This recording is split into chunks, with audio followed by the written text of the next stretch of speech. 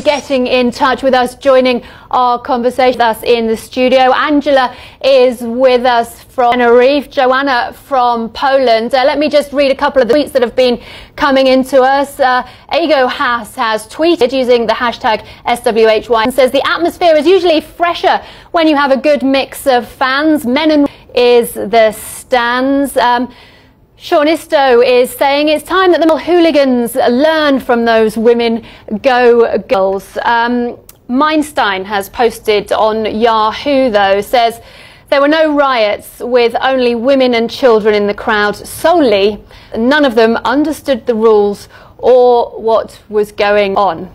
I suggest that's maybe a little bit harsh, but Erkin is a Fenerbahçe fan who joins us from Istanbul. Is that true?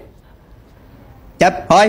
Hi. I was just reading a comment that somebody sent saying there were no riots at that game because none of the women and children understood the rules. I'm hoping you're going to tell me that wasn't the case. Okay, let me tell you about the atmosphere. That was nice, but familiar to us because whenever they punish us, we were going around the stadium instead of watching on TV. But this time was different. There were more than 46 inside, while Federation announced the decision just the day before the match. And that was so joyful and entertaining. Hey, the atmosphere was nice. Did you go in undercover? I'm not criteria. We were all outside, and outside the stadium was so crowded. Thousands of people were outside, who wives, girlfriend, or moms, and we made a good harmony. I think we were supporting from outside, and they did from inside. So that was great for us to see that to fill our stadium even only with women and children. Erkin, do you think it was punishment enough for the hooliganism issues you've had in the past? What was that? Do you think that was punishment enough for what had gone on in the past with the hooliganism, why you had the 2-game ban? Okay, for me that's not enough because we can accept it's better to let women and children to watch than let nobody to watch. But we think it's still not the ideal punishment system. It's so clear that every single guy is not guilty and every single woman is not innocent also. So we are totally against the non-audience match punishment actually, because they should try to punish individuals instead of punishing all of. So they may set better security system and use more cameras to find who's guilty and who's not. Do you think it have introduced a few more women to the game of football? Erkin? Oh. Yeah. Oh, is that Erkin? Can you hear me? I can hear you now. Do you think on the positive side, though, it will have introduced people to football who wouldn't have gone otherwise? Oh, I think we will sadly pass over Erkin. But Angela, could that be a positive? Are there schemes like that at Stoke?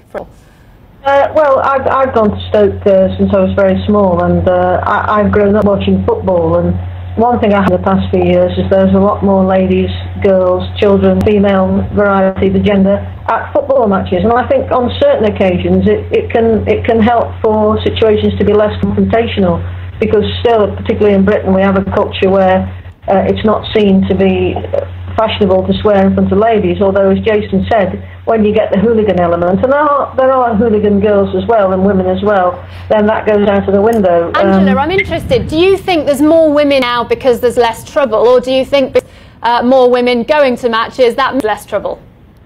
I think there's been less trouble in the last few years, historically, because Stoke have become a community act and supporters realise that they're there to watch football. I wouldn't like to say that that's a generalisation throughout British football. It is on the TV and the worldwide exposure it gets now.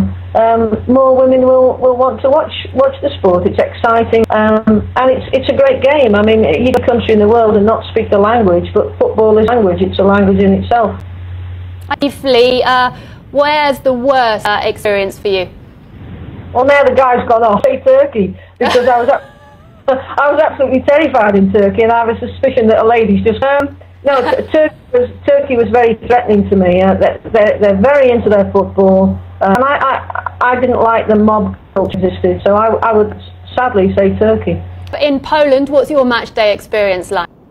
Well, we don't see as something unusual on the stadium in Poland. There's a large amount of women on the stadium, and there's a large amount of females in fan associations. So we don't at us as a female. We look at us as fans, and I think it's the usual things to see women in stadium in Poland. Daniela, do you get many women contacting you asking for advice about travelling around the world watching football?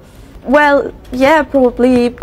So we have women that contact us on advice on travelling, but also on usual fans issues. So kick-off time, nice football fans. Unfortunately, in the organised under the organised fans, there are not that many women. But Joanna, there's the women here on board.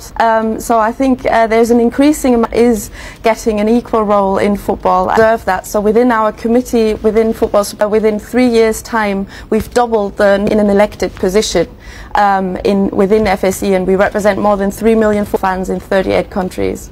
And Sachi, I know you've experienced in England and in the USA where soccer is predominant game.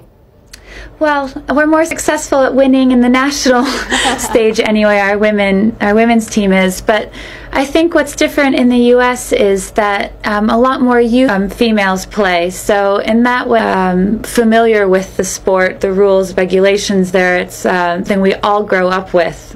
And so I think that's why our women are more successful at the collegiate level and things of that nature. So yeah, it's a very, very popular sport there for both men and women.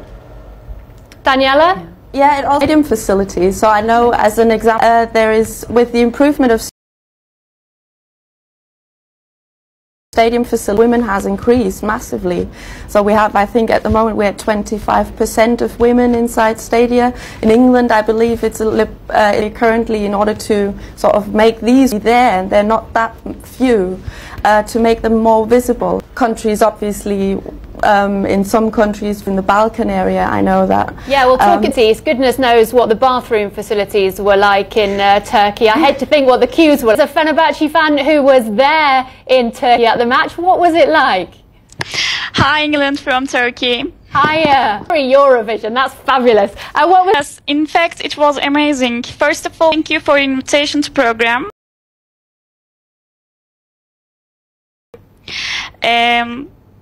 The 20th of July, new age as Fenerbahçe women fans in football history.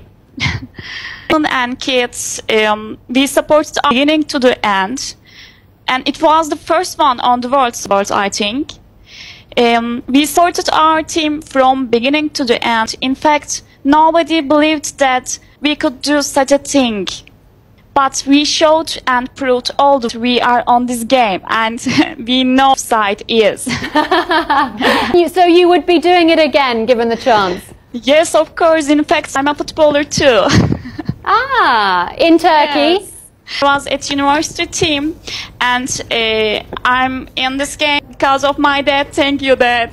Oh, congratulations. Thank you, Eva. To end this week's programme on, we will be back with more discussion, same time, same place, next on Sports World. Have your say. Goodbye.